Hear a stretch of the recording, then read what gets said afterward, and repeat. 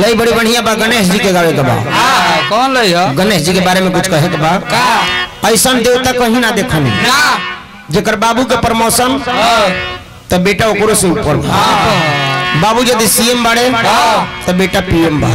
हरी बा वो गणेश जी के परिवार मैं खानदान के पूजा होला लेकिन जे पूजा लायक बा ओकरे पूजा होला।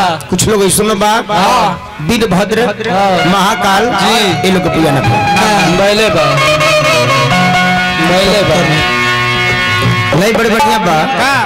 हरे अगना में गहना पोया छत छिटात दुआरा पोलो थव पिटात।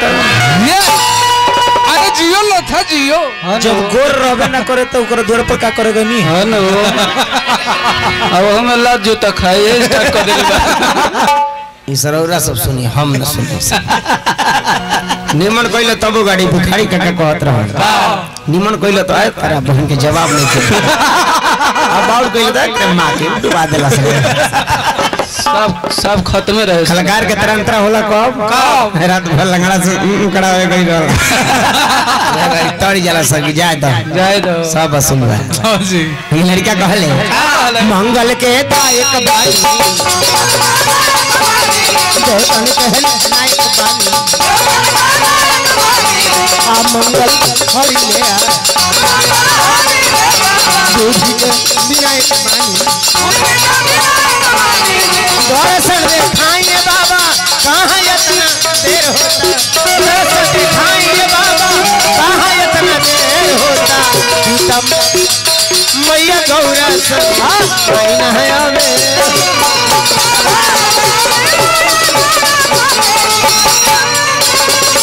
भोलेनाथ माई गौरा संग आईना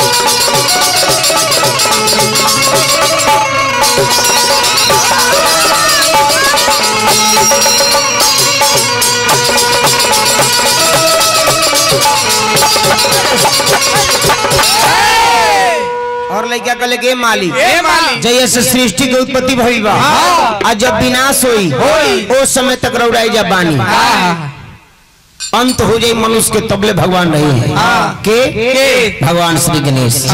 और सृष्टि हमने के जब ना भई रहे तब सबसे पहले गणेश जी आगे रहे तब ना अपना बाबुओं के बियाह में पूजा के रहे।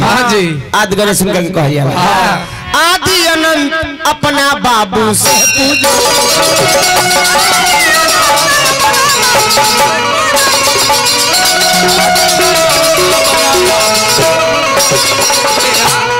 आदि अनंत अपना बाबू से पूजैनी देवो में महादेव के बाबू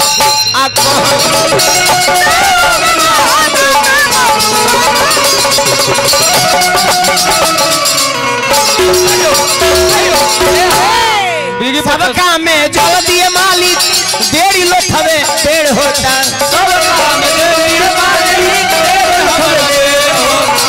सबका में जल दिए बाबा देरी हमारी बेर होता। पिता भोलेनाथ माता गौरा संग आईना अबेर होता।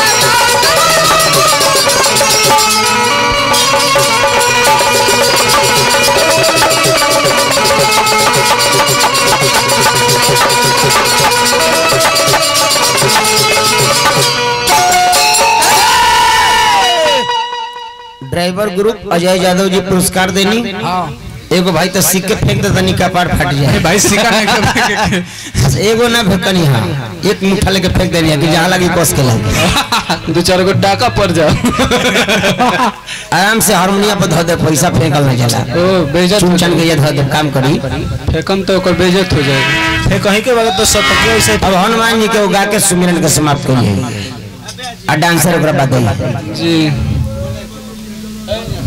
और गणेश जी के भइल त कान कहां रहता है ठीक है